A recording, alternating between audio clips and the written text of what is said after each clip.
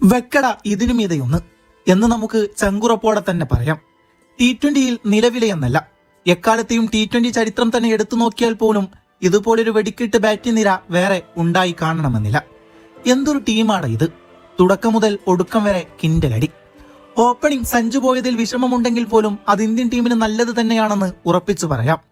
ഇഷാനും അഭിഷേകും നൽകുന്ന തുടക്കങ്ങൾ അത്രയും ബ്ലാസ്റ്റ് തന്നെയായിരിക്കും. ഇന്നത്തെ സന്നാഹ മത്സരം നിങ്ങൾ കണ്ടതല്ലേ?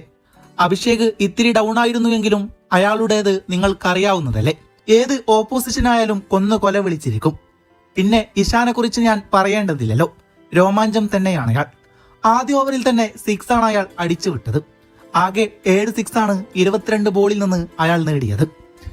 കൂടാതെ 52 റൺസും, അതും ഔട്ടായി പോയതുമല്ല. നിങ്ങൾക്കൊരവസരം കിട്ടിയാൽ തന്നെ പോലെ യൂസ് ചെയ്യൂ എന്ന് ഇഷാൻ കിഷാൻ പ്രഖ്യാപിക്കുകയാണ്. ഒരൊറ്റ സീരീസ് കൊണ്ട് 32 റാങ്കാണ് അയാൾ മെച്ചപ്പെടുത്തിയത്.